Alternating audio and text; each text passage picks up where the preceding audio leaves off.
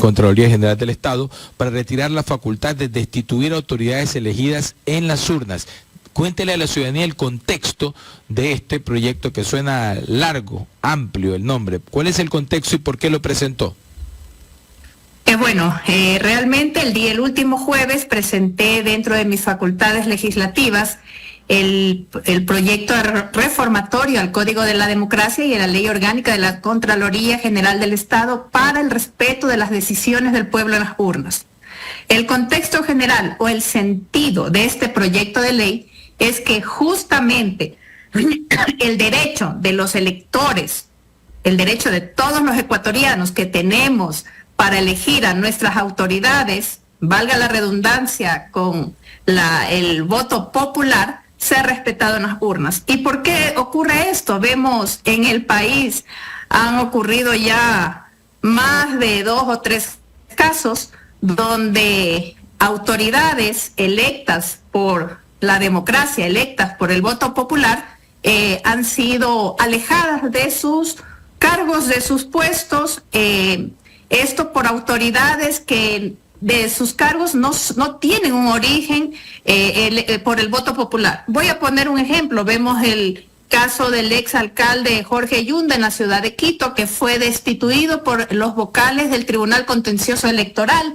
Así también tenemos el caso del exalcalde de Quinindé, del doctor Manuel Casanova, que fue elegido por votación popular y que luego por decisión de la Contraloría General del Estado fue separado de su cargo. Tenemos también ahora último el caso del ex vocal del CPCC, el doctor Allen Berbera, que le fue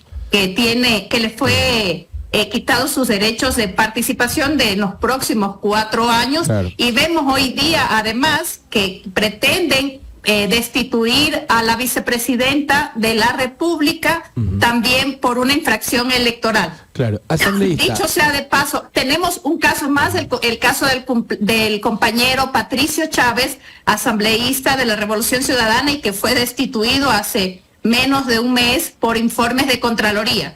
El espíritu de este proyecto de ley es quitar o retirar la atribución a los jueces del Tribunal Contencioso Electoral y al Contralor General del Estado que no puedan destituir a personas electas por el voto popular y sabemos también que estos 2 cargos no tienen su origen, estos 2 puestos no tienen su origen, no tienen su génesis, por así decirlo, por el voto popular. Ni los jueces del Contencioso Electoral ni los jueces del Contencioso Electoral ni el Contralor General del Estado son elegidos por el voto popular. ¿Y por qué? Usted me preguntará por qué ocurre esto. La Convención Interamericana de los Derechos Humanos ya se ha pronunciado en una sentencia de julio del 2020 en el caso Petro Urrego versus Colombia, donde establece claramente que personas con cargos administrativos no pueden restringir derechos de los electores ni de las personas que ya ocupan estos cargos. Esto ya se ha pronunciado, esto ha sido, y obviamente que con un profundo espíritu patriótico y jurídico, además, he presentado esta normativa para adecuarlas a leyes internacionales y que esto no vuelva a ocurrir. Doctora, quienes la escuchan a usted le van a preguntar, y sabiamente por supuesto, una persona que es elegida por medio del voto popular, pero que está haciendo mal las cosas, que está cometiendo irregularidades, que tiene por el que pesan serias sospechas de malversación de fondos y otras situaciones adicionales, ¿por qué debería continuar en un cargo?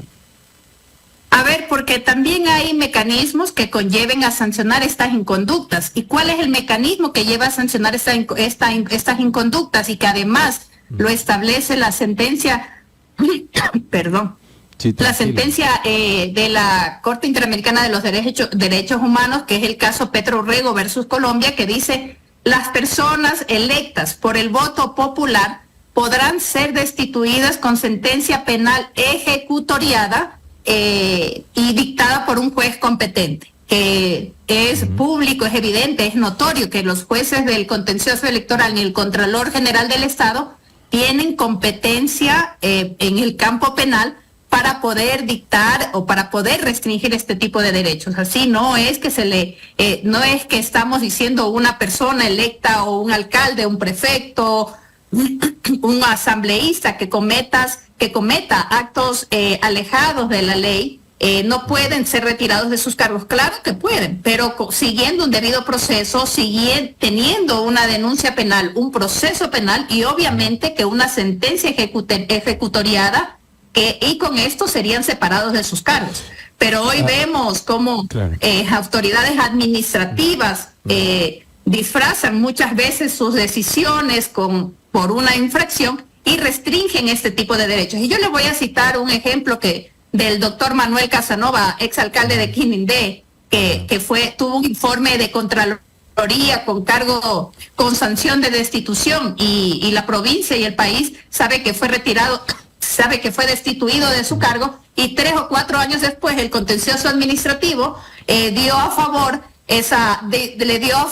esta resolución, y en donde ya fue el retirado, él ya le quitaron su atribución de ser alcalde, su derecho de ser alcalde, su derecho también de cumplir un periodo, y el derecho no solo de él, sino también de los electores que depositaron la confianza en él. Doctora. Y como ejemplo de él, también existen los otros casos que ya he mencionado. Claro, doctora, a ver, pero esto podría también, este proyecto de ley podría también para pensar o para analizar que justicia que tarda no es justicia, dicen, ¿no? Usted sabe que nuestra justicia en el país, si es que esperamos que haya una sentencia ratificada en segunda instancia y en las instancias legales necesarias, se nos va a acabar el tiempo, se nos va a acabar los 4 años para el que fue electo, y finalmente después es cuando se determinará esto. ¿No alude un poco al tema de la impunidad, doctora? ¿Perdón? Le pregunto si este tipo de proyecto de ley no alude un poco a la impunidad de que se cometan estos hechos sin que tengan en el momento, ¿no? Y en la circunstancia algún tipo de sanción.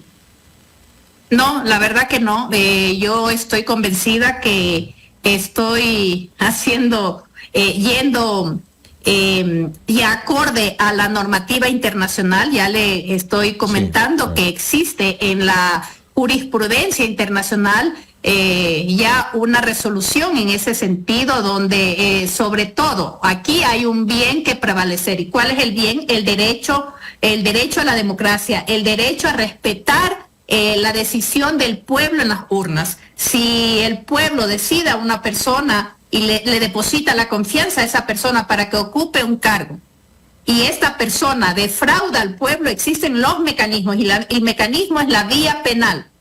Es la vía penal, no hay otro. Usted me dice hoy día podría dar lugar a la impunidad. Sí, podría, usted me dice podría dar lugar, pero yo también les planteo, podría violentar el derecho de participación, el derecho de elegir y a ser elegido, y esto ya se ha pronunciado. Entonces yo, como lo estoy manifestando con profundo sentido patriótico y jurídico que además tengo, he presentado este proyecto de ley para que la normativa de nuestro país vaya acorde a las normas internacionales. Además, hay un punto que no quiero dejar pasar por alto. El Tribunal Contencioso el TCE, el Tribunal Contencioso Electoral, quedará facultado también para sancionar infracciones graves para sancionar las infracciones leves, graves y muy graves, con multas, con llamados de atención, y la Contraloría General del Estado seguirá también con la facultad de destituir a funcionarios públicos que cometan inconductas, que